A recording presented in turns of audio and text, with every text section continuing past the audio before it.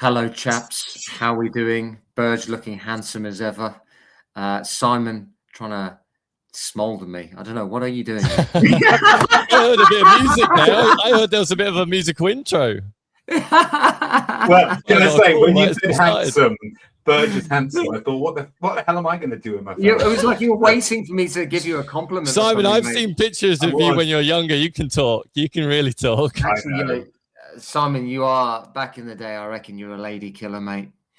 I reckon you. I reckon it was like clubbing seals, my friend. I take insult to. I bet you were. Okay. I mean, you still currently are. I mean, you carry it well for, you know. I have to remind myself. You don't lose the tricks you picked up back then. That's all I'm saying.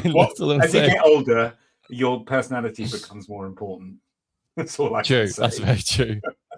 Does it? Well, Does it? I don't know. That's what I tell myself. That's what I tell myself. Guys, just to the 13 of you or 14, now 15 that have jumped in really early here, really appreciate you joining the lives. If you can share it on whatever platform you're listening in on, would really appreciate it. We've got a good live stream for today because there's lots been happening. There's lots been happening in my life. I've yesterday had the most bizarre phone call. I don't know if you guys saw the video that I did off the back of it. Currently going monumentally viral on the timeline. I think already on TikTok, it's got 100,000 views. I posted it yesterday. Wow. TikTok's got this delay thing where it just compounds over time. So like it's gone from like 4,000 in the first couple of hours, then to 8, then to 16, and it just. So I imagine it will go somewhere up near like 1 million views or something, which is crazy. But the backstory is I got a phone call yesterday, and usually I don't answer numbers that I don't recognize. But this call comes through to me, and I think, shit, let me just answer it. And they're like, "Oh, is that Jaden?" And I'm like, "Yeah." And they're like, "Yeah, well, we're calling from the Metropolitan Police Station in London, and we've just done a raid on someone's house, and we found your information, and they're trying to fish scam people in the cryptocurrency industry. So we found their details. We just need to confirm a couple of things with you." So I'm like, oh, bloody hell, this sounds believable. Obviously, I'm a little bit worried. I think, bloody hell, who might have my information? And then they start asking me some basic questions. And then it leads into, what cryptocurrency exchange do you use? And now I'm thinking, okay, this is a bunch of bullshit. They're like, no. It's definitely serious. This is definitely a real thing. In fact, we can give you a crime reference number. While he's giving me the crime reference number, I'm looking at the phone number and I'm putting it into Grok, and I'm putting it into the internet, and they're saying, yeah, it's definitely the number for the police station. Except for the fact that I had previously worked in a call center, and I know that they use these VoIP systems to use different. I used to work in debt collection, Simon, and they used to use these phone numbers, which were localized numbers. So these people who were in debt, who didn't want to answer the phone, if they saw a localized number, they're more inclined to answer. So I knew I had a bit of background. So I knew there might have been a bit of fucking bullshit going on. Anyway, I said, okay, send me an email, because they had my email, because everyone has my fucking email. I think like every scammer in the world probably has everyone's email. They send me an email, and then I copy and paste it, and I put it into Grok. And Grok, I know people take the piss out of me for using Grok, especially on some of my videos and stuff, but it was brilliant. They're like, right, this is how many reported claims of this exact scam. This is exactly how they do it. These are the details that are incorrect. Ooh. They use a number to front as the police station, so it looks like it. The email address, it comes from a server. It doesn't actually come from the and they wouldn't be sending the crime reference over on an email. You get a visit from someone, blah blah blah, all these different things. Anyway, I hang up on the person, and then they call me back, and they're like, "Oh, Jaden." And do you know what? And this might sound very presumptuous, but us in the UK, when you get a scam caller, and I mean this respectfully, it's usually from someone who is foreign. So it's usually a foreigner, but this guy was English, well-spoken, and you're like, okay, definitely wasn't AI. I was speaking to an actual person. And it was, then I said, listen, I put this through Grok, and they're saying this is a scam. So you're obviously a scammer. And then the line goes silent, and then they hang up. And then what I do is I call the number straight away, and deadline. So clearly the line doesn't go through to the police station. Something's wrong with it. And the crazy thing is how believable these things are becoming. And kind of like, I was very like, I would never give my seed phrase out, but it's funny. I do the video, which is now going monumentally viral, about this whole story of me nearly getting scammed, which I wasn't nearly scammed or anything, because I wasn't going to give them any information, but people do because they're worried and they're scared and they believe it's the authorities and all these things. But yeah, I mean, it's like, it's terrible. And one thing I was going to say about that is, that's happening at a time when it's a bear market, basically. Yeah, imagine you know what I mean? Imagine what happens in a bull market. And imagine you remember last bull market of like how crazy the energy was in the space. It was so much easier to, you'd be, people were sleep deprived, people would be taken advantage of. People are trying to make as much money as possible, so they're more susceptible for falling for these types of things. And one last thing, interesting how you use AI to combat that, but obviously it's like both teams have it, so they have it as well, so they can use AI to try and improve the scam and make the scam more believable. And it's then an arms race. Yeah, and then you're using AI to try and be like, wait, is this a scam? Yes, it is a scam. Okay, it's like an arms race. But it's crazy. How does your 80-year-old grandmother, who gets a phone call from someone like this, I know that she's not going to have a hardware wallet or crypto or anything, but it's like you can tailor these scams any which way you like. It's funny that I do this video, and I'm such a believer in the wisdom of the crowd. Like with our private founding members group, there's so many smart people in there who add trade ideas and different things, and then it becomes the wisdom of the crowd that gets you close to the answer. I do this video on this exact scenario, it goes viral, and so many people have messaged me to say, yeah, I had the same call from the exact same person, and did they sound posh, and did they sound from this part of the country? Sounded a little bit camp. So it is the same person. And then there's other people who are just thanking me profusely because they were worried, they had these phone calls, weren't sure, and just hung up. So clearly, obviously, people are getting these calls, and it's always better to share this stuff because it can help someone. It is, I tell you what, there's some actors then getting some work at the moment then. Do you know what I mean?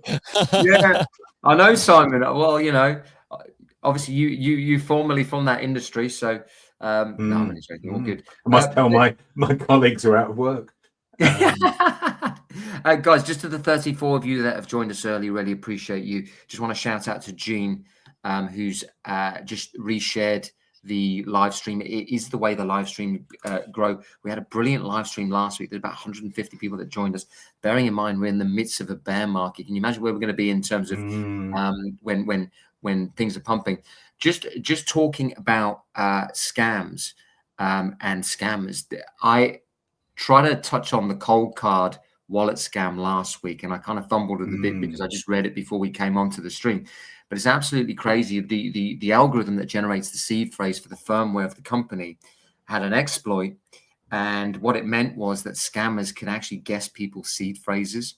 So to date, there's been $90 million worth of Bitcoin from 4,500 wallet addresses, and largely, well, every single one of them is just people guessing the seed phrases, which is crazy.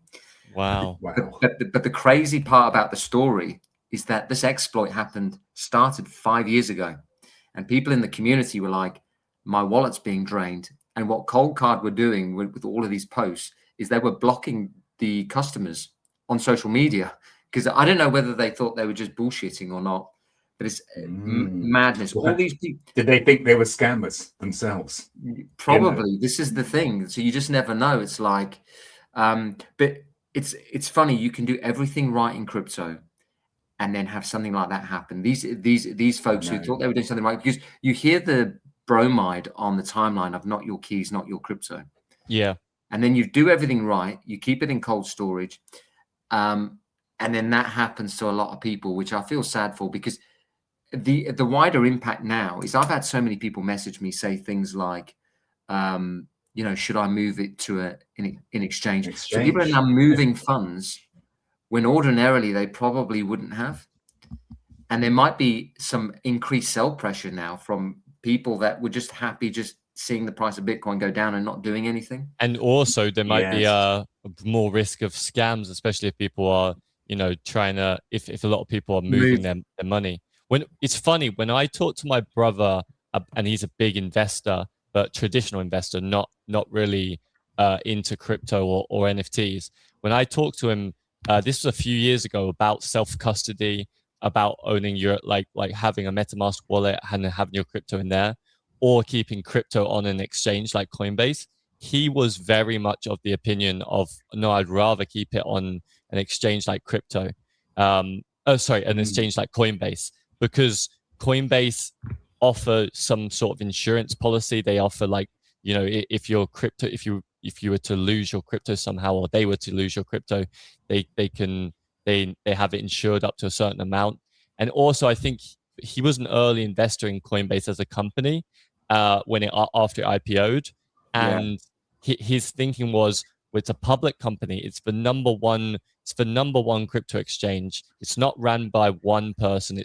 There's a whole board of people, right? And he just had complete confidence in Coinbase compared to self-custody, which is amazing, but you take on all the risk.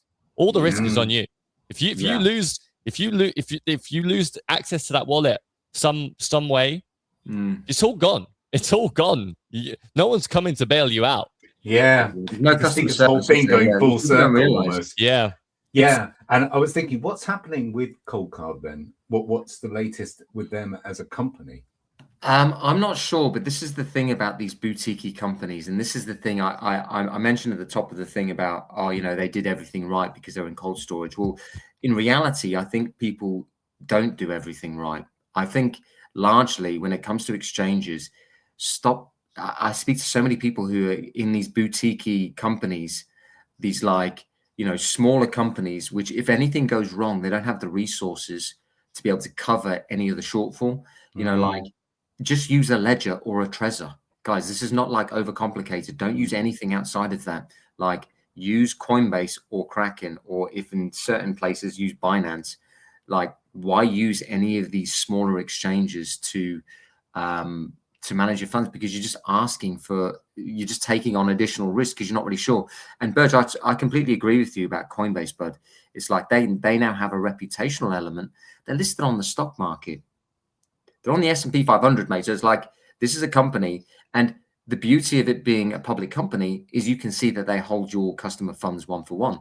So they're not going to have an FTX thing where it's like, this guy's trading your assets, like, and then spending it on his multi-billion pound mansion in Bahamas. That's how I made one of my most profitable trades through stocks, was because when the FTX fiasco kicked in, Coinbase was low. Like, the stock price got hammered, right? Because people were worried about crypto. Crypto was down, but also the exchanges had a lot of pressure on their backs. But the thing is, if you actually took your time and looked at all the different exchanges, Binance might not have been a great bet, but Coinbase was a good bet. Coinbase was never like FTX. It was never one person. I mean, Binance was CZ, FTX was Sam Bankman. These and they couldn't or didn't have to show the one-to-one backing, right? Yeah. And that's a big thing. Like Coinbase, because it was, like, I think the first to go public. And maybe I don't know if it's the only public one, but it literally was the only one that was, like, ran like a proper company where you could have trust in it. The other ones, you were kind of taking their word for, you know, like, you've taken CZ's word. yeah, literally. Like, when he was saying, no, don't worry, everything's back one-to-one. Yeah. And then, Burge, just to say, I just want to say a thank you to our sponsor, Coinbase. I was like, you know what? I swear to God, I thought you were going to say Diamondos. I honestly, actually, I thought you were going to say Diamondos. Can I just say, we might as well have got bloody sponsored by Coinbase after that. I think we should send them a copy of this. Yeah. I mean, they've already paid me back enough. I mean, I bought their shares at, I think, the very bottom. It was about $33 a share, and ended up selling kind of across the curve, but they went back up to $300+ a share. Wow. So That was an insane trade. I just want to shout out the main man, Amit, who said great stuff to those who wanted to learn about this in a super fun way. VFriends, he's tagged Gary V as well, which I really appreciate. Amit, absolute legend, currently going viral on I think it's the VFriends comic book page, where he got a drawing of a paper hands pony? Yeah. His reaction was so pure. It was brilliant. But yeah, really appreciate you sharing that, Armin. One thing I want to share with you guys, I know that we went through this phase, especially in crypto, of do you remember the M2 money supply chart, and it was mirroring Bitcoin?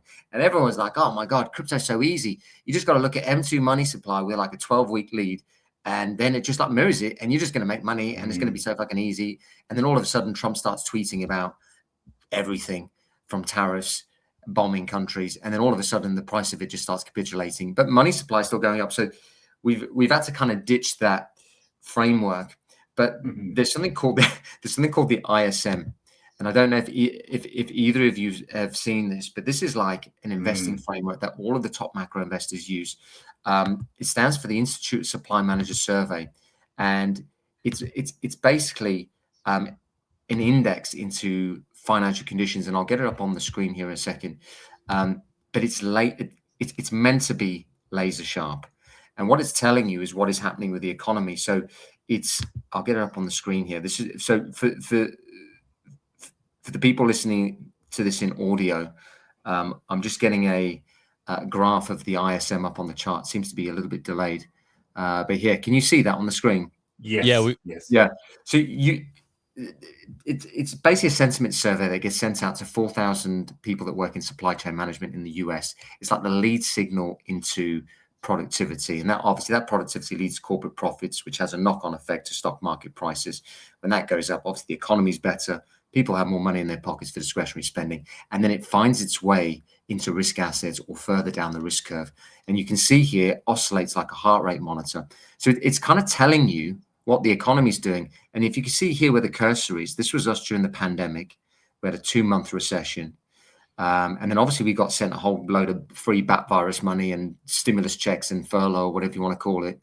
And then the market overheated. So this was us in 2021, high as a kite on crypto tokens and NFTs, because we were locked in our homes and we had no social connection. And this is where NFTs popped off.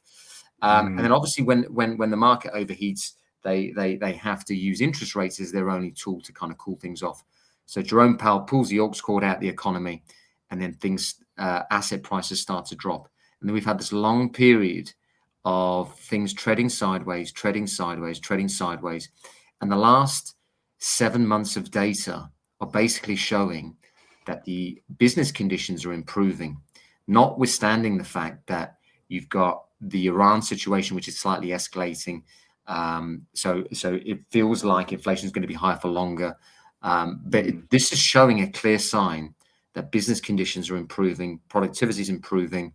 And, just by first principles thinking, if things are improving, now may be a good time to start with some sort of DCA strategy, especially in some of the battle hardened blue chips. I get a lot of people asking me on the timeline, especially in the coins, like when is the good time to lean into this stuff?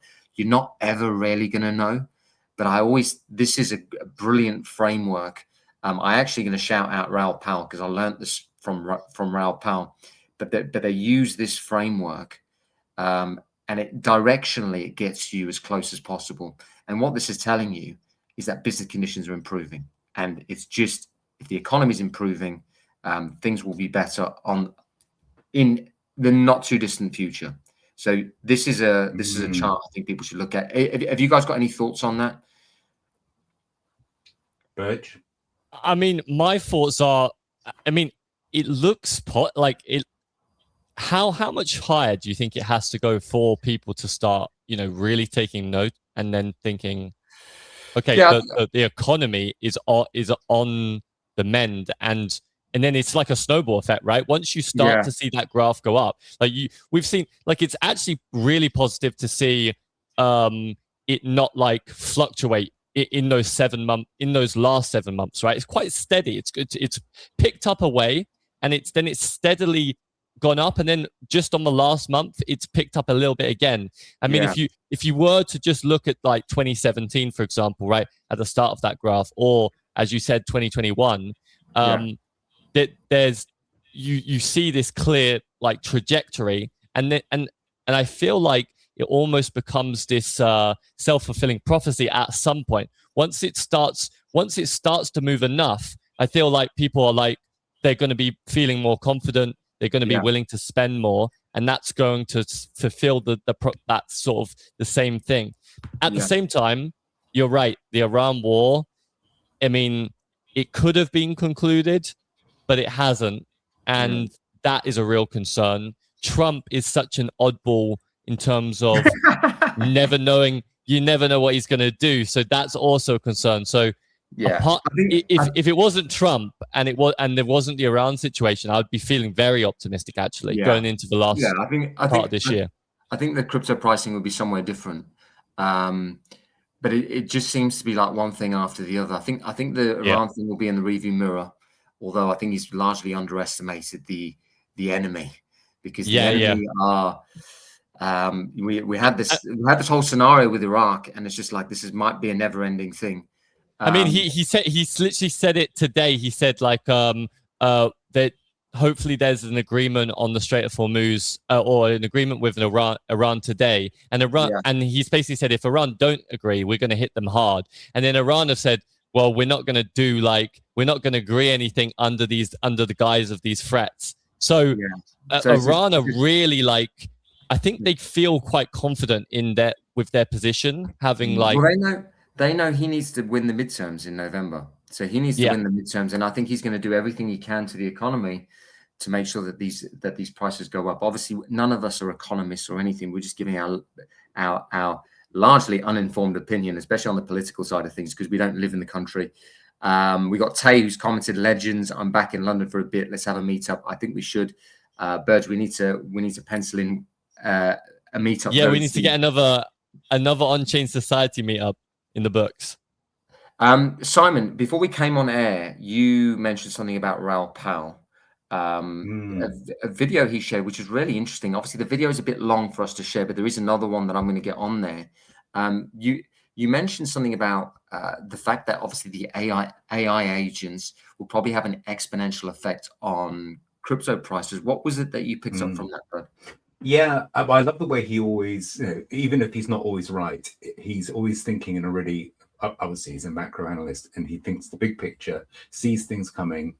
And he's mentioning in that video a few things which all congregate back to blockchain, which is fantastic. And I totally agree with. So what he says is in 2 years, most of the economy will be run by 0 humans. Yeah. And just AI agents doing the trading. We talk about the financial system. And what I thought was an interesting one was we're forced into this because the West is running out of workers. Birth rates have crashed. Growth is gone. Governments just keep printing money. So, and what I love about this thought is, for us, banks can't serve machines. Machines can't be served by banks. They don't speak the same language. The banks are not equipped for the machine economy, and tokenization, which he often says, and it's a really boring word, but it is the way information is packaged in such a way that AI agents can understand each other, whether it's energy, money, information, your credentials, your identity, etc. So NFTs, tokenization. And he said, and it has to move at the speed of light. And it's only the crypto rails which can do this. And then he goes on to say, what I really believe at a philosophical level is that human beings, the human connection is so critical. At the end of the day, at the top of the pyramid, the human being still needs to be connecting with human beings in the most important parts of our lives, clearly. Yeah. But what I really like about this is that it basically means, he says, get some ownership of the rails. It goes back to the coins, the Ethereums, the Solanas, the Suis, or whatever you believe is going to be an integral part of the machine economy. And it's going to be the most effective. And I love that because it goes back to basics. You mentioned coins earlier. maybe we should be thinking about that. Not just is the ISM, which I think is an important part of it, but actually, if things are rapidly moving to the machine economy, maybe we should be thinking about the chains from that point of view as well. Do you know what? That is like spot on.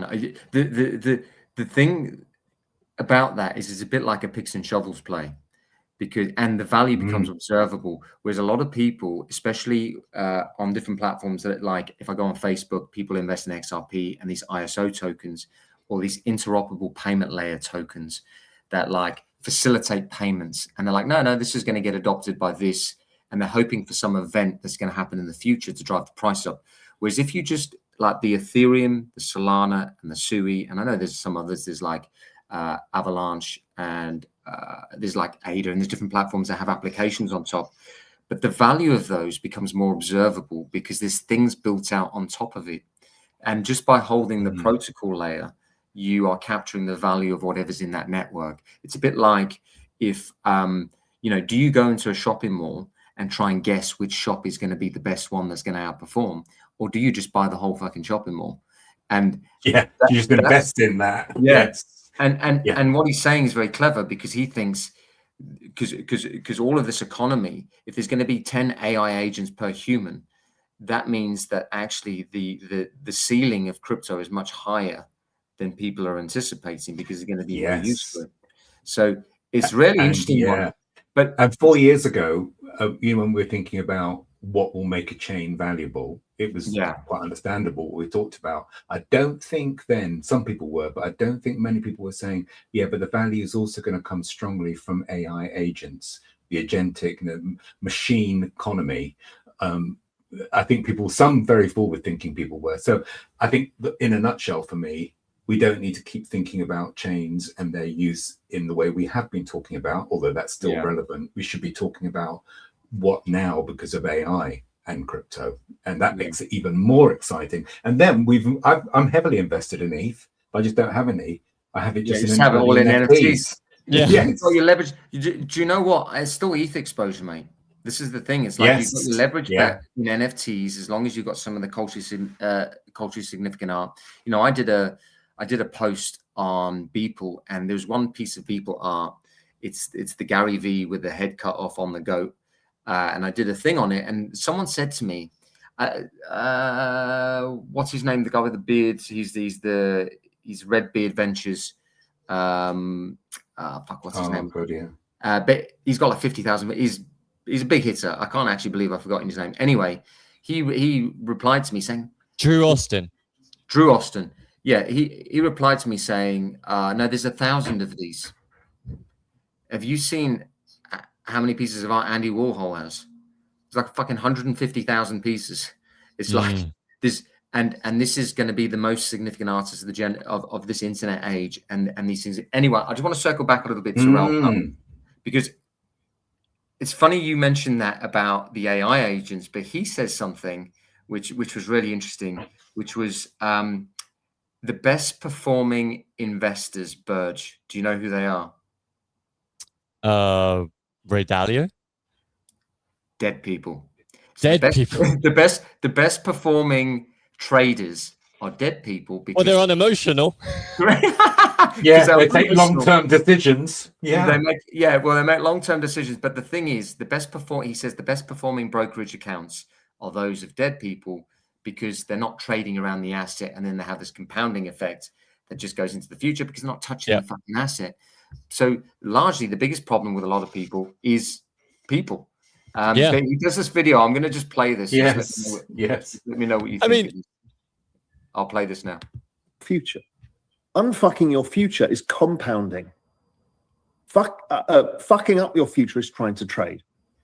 And there are some people who are good at trading. But I say this seriously, is the best performing brokerage accounts at every brokerage are the ones of dead people. It's because they don't sell. And traders, it's very hard to meet many rich traders. There are lucky traders.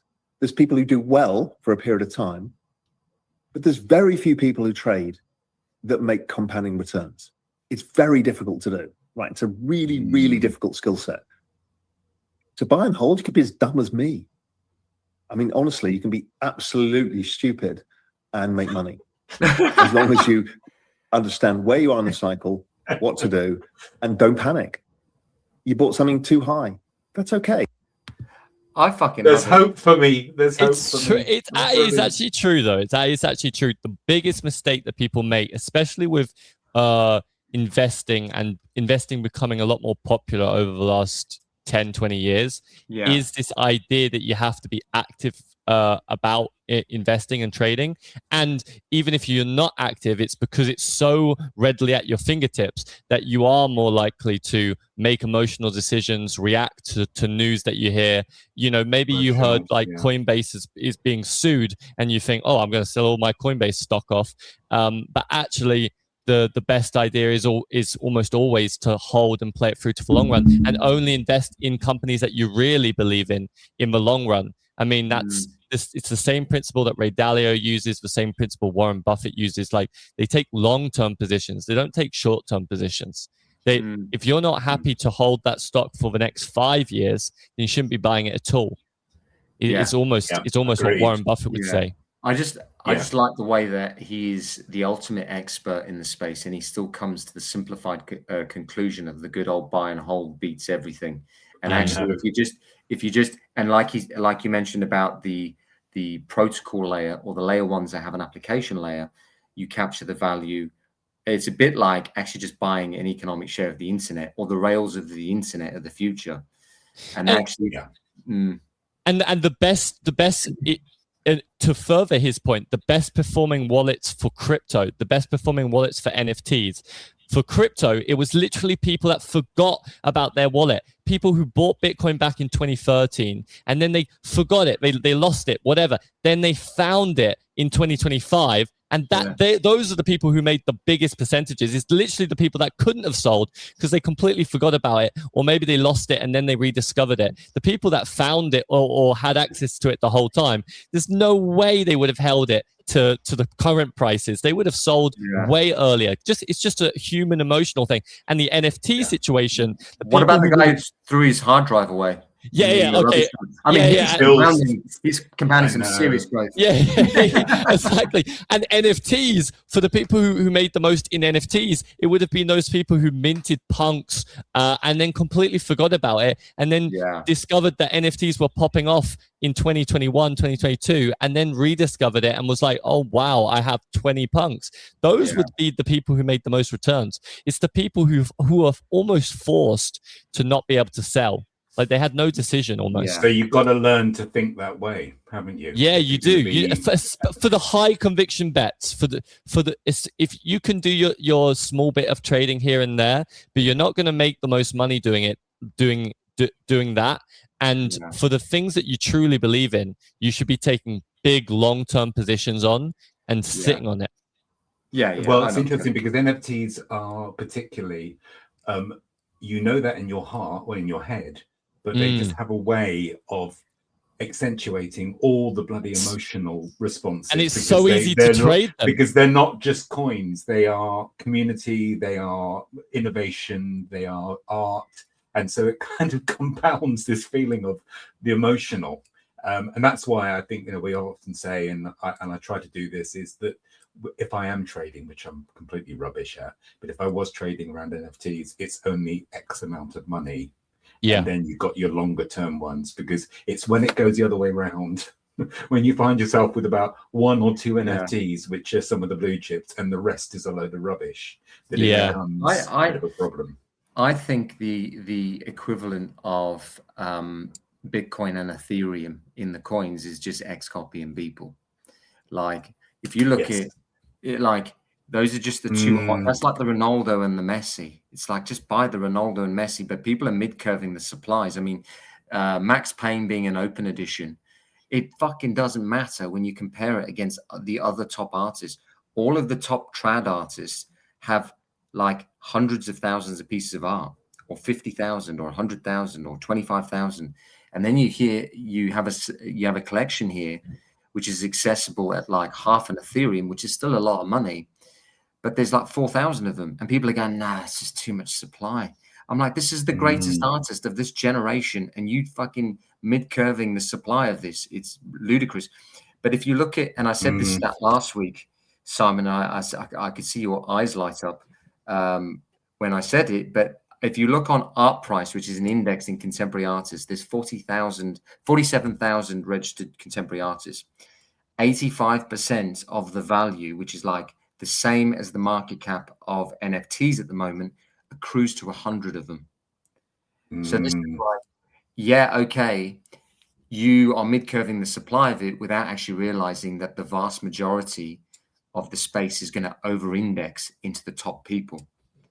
Yeah. And then there might be this overflow effect into some of these other pieces of art, but it's gonna over. You're right. And Jaden, I think this whole industry and this whole area that we are so fond of, we forget that it's a risk anyway to be in Bitcoin, to be in Ethereum, to be in a Beeple, to be. I mean, I know relatively speaking, it's not. Yeah. But I think you get so used to kind of thinking that's not a risk, that's just boring. But actually, it is a risk. And so you might as well go with the best adjusted risk. This is right. I'm actually telling myself this, and I've got about God knows how many on different blockchains. Bloody awful. About 1,000. I mean, it's funny you say this, but like there are a lot of people. I mean, I read a story the other day about a guy in the UK. He was buying up Pokemon cards 10 years ago. He only had like £400 or £500 to start with, and he's buying them up back then. And I think this year he's down to make like £1.7 million or something, which is crazy. Last year. And he's opened up his own card shop. So all of it's a risk until it isn't. And it's like the classic saying that you've got to put yourself out of business first before other people do it for you. And actually, if this is the new economy and this is what people are investing in, everyone I speak to has a bit of Bitcoin, Ethereum, Solana, or XRP. It's pop culture now. It's a part of what we do. I just want to kind of move the conversation on. Just for the 111 people that are in here, really appreciate you guys. If you do me a massive favor, if you could share the stream on whatever platform you're listening to it on. Burge or Simon, even. I don't know if you can see if there's any questions come through on Substack, which we're also streaming from. But I just want to segue slightly into, it looks like Burge is checking it, Simon, so it's all good. Great. There was a massive monster sale of a one-of-one NFT in the VFriends ecosystem. It was a rare robot. Did you see that, Burge? Yeah. But bought by the same guy who bought the one-of-one Black Cat Erupt. Wow. So there's a big VFriends collector, a guy called Mikey J, who's an absolute legend, who actually wanted to put a bounty of 100,000 on the. Is it called a refractor? I'm not really big on the cards. It's a one-of-one super refractor, yeah. Right, and that sold for $142,000. That sold for just a little bit less. I think it was 136,000. Was the final price at Golden. And yeah, so it exceeded the bounty that Mike J. White placed. This was before the set had even released, before people had even got their hands on the boxes. He put the bounty on. He was the only bounty on that card at the very beginning. Then I think Adam Weitzman, when it had been pulled, Adam Weitzman was also interested in the card, had made an offer of around 100,000, maybe slightly higher. The person who pulled the card decided not to go with either of the bounties or the offers, and instead decided to list it on auction. And for a long time, it sat at 30,000. Wow! It went up to like 56,000, and a lot of people were questioning whether it would actually exceed the 100,000. But obviously, with auctions, most of the action happens in the last, few hours, minutes, seconds, and it does have extended bidding on. So what we saw eventually was it drive north of 100,000 and end on 136. And that same buyer has, as you said, gone and bought that hollow one-of-one rare robot Series 1 from Aiden Tag, who was a massive whale back in the day, right? In 2021. It's just an insane sale. I was surprised by it. I was surprised by it. I mean, obviously, you don't really know what happens with people's personal financial circumstances, but I was surprised at Aiden because he was very much a VFriends bull back in the day. This has been a very painful, prolonged downtrend for a lot of people. I mean, I actually looked at it. He bought it, I want to say for 50 Ethereum off of Gary. So he bought it from the team. So he didn't mint it. I think it's I think it was from the it's a goo. Yeah.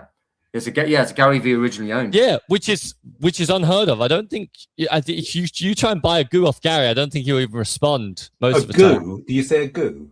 Yeah. Sounds like Gary V originally. If anyone was listening to this who was not in this world, he's a massive whale. He's a goo. It's a 101 black cat. It's at 1.3. It's like we are in another world, aren't we? VFriends, we are. VFriends was very different in terms of how projects minted. VFriends was very different compared to other projects. VFriends was, you had a different you had 250 plus characters, right?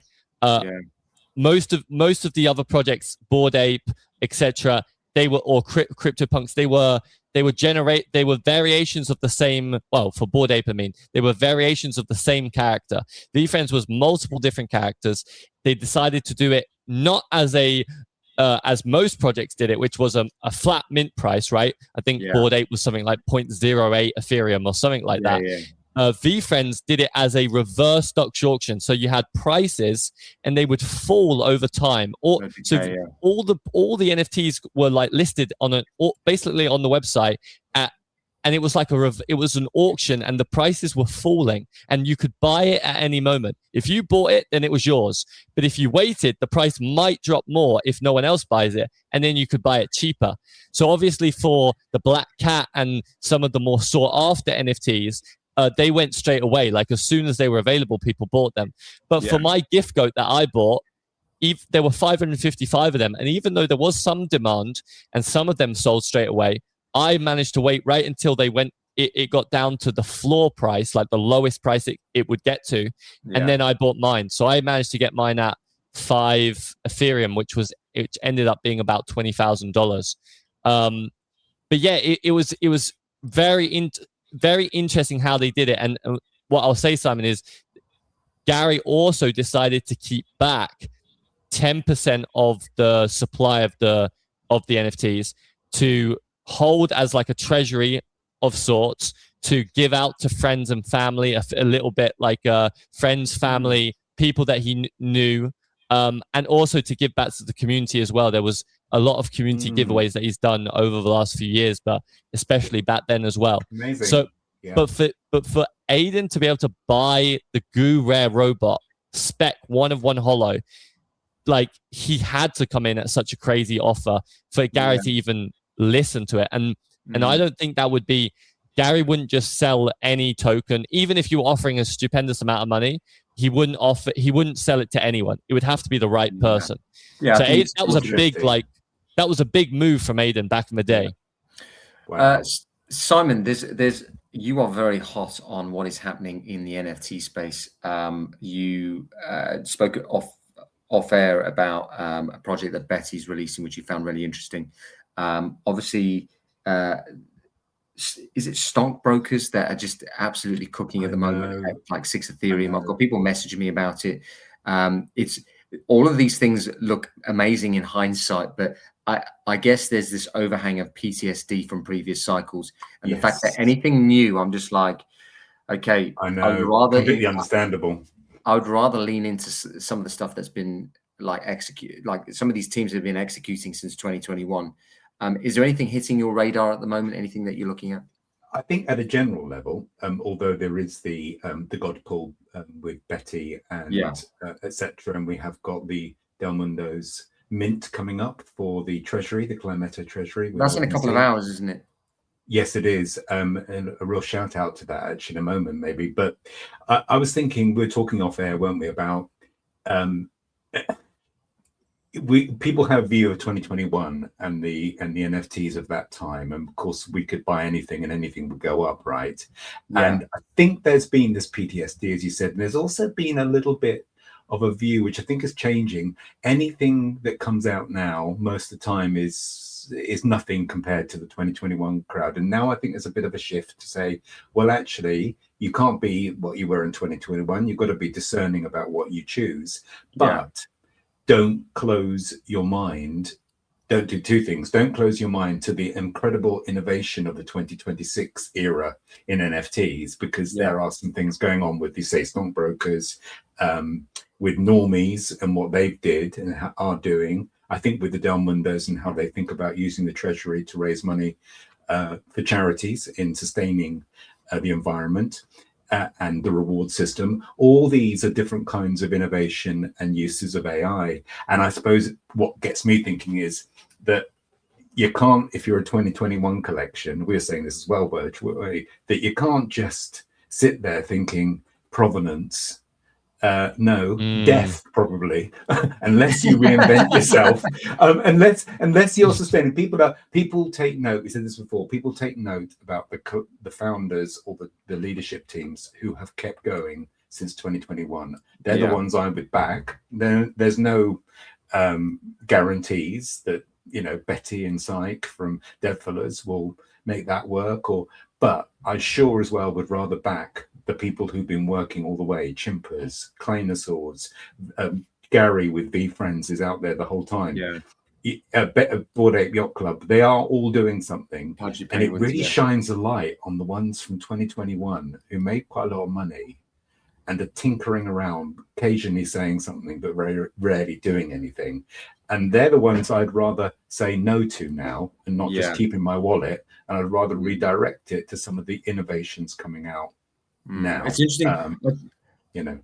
I saw a video of Gary at the National, and he obviously filmed himself wherever he goes, and people are asking him questions about V-Friends, and he says he can start to see the realization now of people saying, I can see what you're up to, and this is no longer a speculative thing. And he gets his psychological jollies out of crossing that chasm of, hey, you underestimated me, and now it's like, I'm going to rub your fucking noses in it, which is insane when you consider the actual failure rate of some of these things.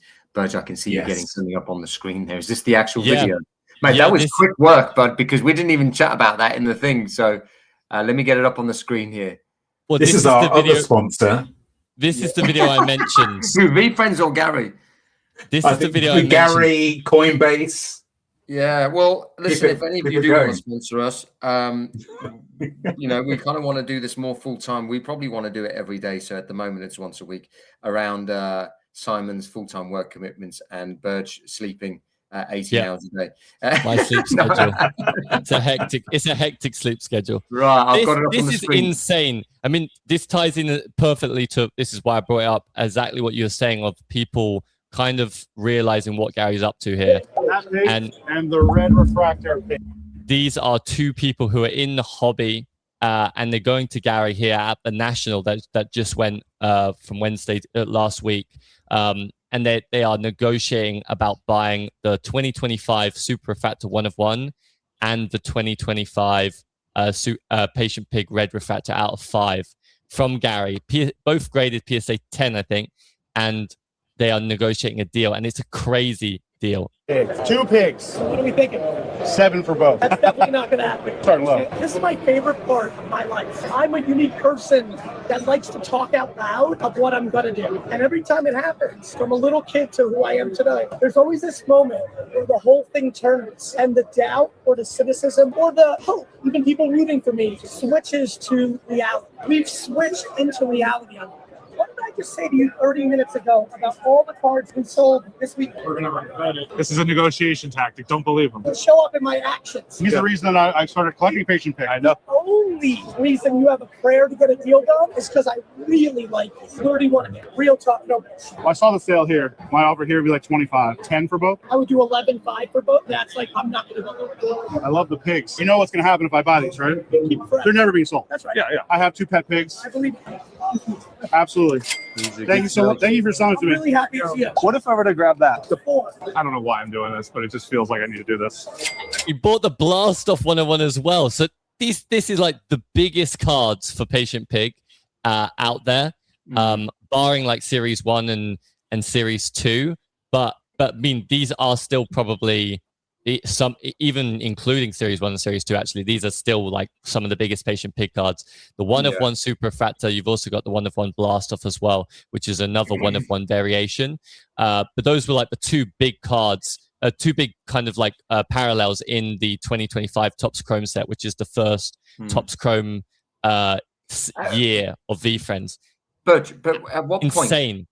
Obviously, this is huge demand for the physical stuff. One of the things I heard from someone on the timeline, he messaged me. I suggested V-Friends, and they're like, no, but he's forgotten about the NFT.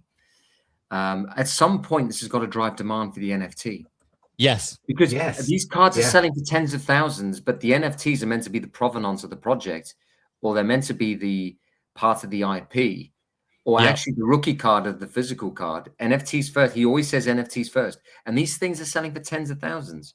Yeah, I think what you're seeing here is cards and collectibles has had such an explosion over the last 5-6 years that's where the hype is right now. That's where the attention is. Yeah. But all we would need is for NFTs and crypto to start having a moment again. And then you would start to see a lot of people from the card world start to look over at NFTs and be like, oh, hang on a second, like people have been talking about this. Maybe I need to get involved, especially V-Friends card collectors. If they're into a lot of the physical stuff and then NFTs start to explode, and obviously V-Friends and Gary is always hammering on about the NFT side of things, those people are going to come over. You just need the conditions to be right. And I think they need to see a little bit of positive activity over in the NFT and crypto world first, and they need to see a little bit more of a narrative change. Right now, we're kind of still in the bear market. We're still in the doom and gloom. If we can break free of that a little bit, then I think you will see that transition across. But nice one. At the moment, Yeah, I mean, you see it in things anecdotally, but not much, do you? Yeah. And there is that thing about we said that bridge, the ownership defined in a contract, so people can actually feel secure and they can transfer over boundless sort of areas. But the main thing for me is, I have to say, looking at what happened then, it was great to see complete lunatics as well, fellow lunatics, so nerdy, so ridiculously nerdy doing that. But actually, I did like the idea you had a real human connection there. So probably one of the things is about NFTs bringing people together at in person and having similar experiences, because there's obviously a buzz there, wasn't there? The whole bartering and the whole buying and being in a room and the buzz and the noise. So we need to find a way of making NFTs feel that exciting for people. And what you've got is you've got a metaverse that could do that in the future, but then you've got the meetups and people connecting. So I think that's one thing. But yeah, it's really exciting to see. Yeah, we're obviously coming to the end of the live stream now, guys. Just for the 133 of you that have joined us, obviously really appreciate you getting involved. We obviously going to do this every Wednesday at 8:30 Eastern time, which is 1:30 UK time. Obviously, we'd love for you to join us every week. As the live stream builds up and the views get more and more, we can keep doing more of the lives. But Simon, you always join these lives in your Del Mondo t-shirt. So I want to leave the final thought with you. I know that they've got a mint today. Is there anything that you can tell me about that mint? Or that's great, because I think a couple of things. Obviously, there's the mint at, I think, is it 5 or 5:30 GMT? And that'll be in about 2 or 3 hours. And it's the collaboration with OpenSea. There are 4 different editions by an artist, a British artist. I think, is it D. Spall? He was on the Daniel Spall, I think. He was on the Spaces the other day when they were talking about this. What it is, it's the next phase of the experiment, the next proof of concept at a larger scale, of basically the funds going into Climeta at one side of Climeta, And then, which I thought was really exciting, actually, you then vote as an owner of a Del Mondo's, but you actually see the pitch deck. You see each charity, their pitch for your vote, to vote for the money and where it goes. And then you decide as a Del Mondo's holder where it goes, and then you get rewarded for voting, so being part of it, because they're not, you know. Did I read it right that it's minted for $2.50? Something like that, yes. Right. And can I just say it's the price of a coffee or cheap coffee or something they were saying. Yeah. But if you buy 4, you're guaranteed the 4 different editions, which are by a really good artist. But the main thing is a proof of concept, because it's about, okay, we can show that you can bring creativity and innovation to do good for the planet. And, you know, one last thing, Benny was talking about the fact he got the idea 7 or 8 years ago when he met through working with Stella McCartney. There was Sir Keith Mills, who was the inventor of air miles. And he suddenly thought, how could we kind of replicate this kind of thing, but for the world? And then recently, Sir Keith Mills has been in touch to say how brilliant this initiative is, and that's great to see that it was a germ of an idea that you took, and then you got to go with your school friends, with Charlie and Matt, who all got their own skill sets, and here you are, and they're very ambitious. One thing I would add in my nerdiness is I have built a tracker for the charity today for the money raised. So from the moment I know I did a nerdy thing yesterday. It's like a bot. Which is with the AI, with AI, because, you know, I'm really into building and programming things. And but what it's going to do is every half an hour, it's going to auto update to say that it's raised this amount of money for the treasury, and it's going to have a link to the Mint site, and it's going to give some nice little updates and be part of the marketing of it. Which, to be honest with you, 2 days ago I hadn't even thought of, and I woke up yesterday and just thought, I wonder if I could build something. And it's going to go to Discord and people can share about it. So I'm trying to do my bit. And I'm also, just while I'm here, going to give away a Del Mondo for people who buy 10 or more of these, or mint 10 or more of them. You're going to do that? Yeah, I'm going to do that. I'm not flipping saying I'm going to give every blinking NFT I've got to every single person I've got. Simon, it's going to be when you're the big whale. When you're the big dog, I'll be honest with you, I've got 93 Del Mondos. Wow. I'm going to give away one of them, and it won't just be, it'll be one that is kind of quite a nice one. Yeah. And I'm talking to the team just to say, how can we track this 10 or more? But the main thing is I'm really excited about just being involved. I love what they're doing. That's awesome. Simon, I just love your passion for the way that you lean into these projects, and actually, because you approach it as enjoyment first, you see things people don't see. You see it with lots of other things. We just had a comment here from Charlie. Actually, he's put it in the chat. Thank you so much for the support, guys. Great show as always. Love your work spreading the people power positivity, Simon. See you at the Mint, which is pretty cool. That's great. That's nice. That's a nice message. So appreciate you stopping by, Charlie. Thank you, Charlie. I think it's sometimes lost on us, some of the people that watch this. Adam Weitzman watches this a lot. Obviously, Ahmed's in here as well. Tay, Gene, David Chidji, and obviously our regulars in here, which is pretty cool. But appreciate you guys stopping by.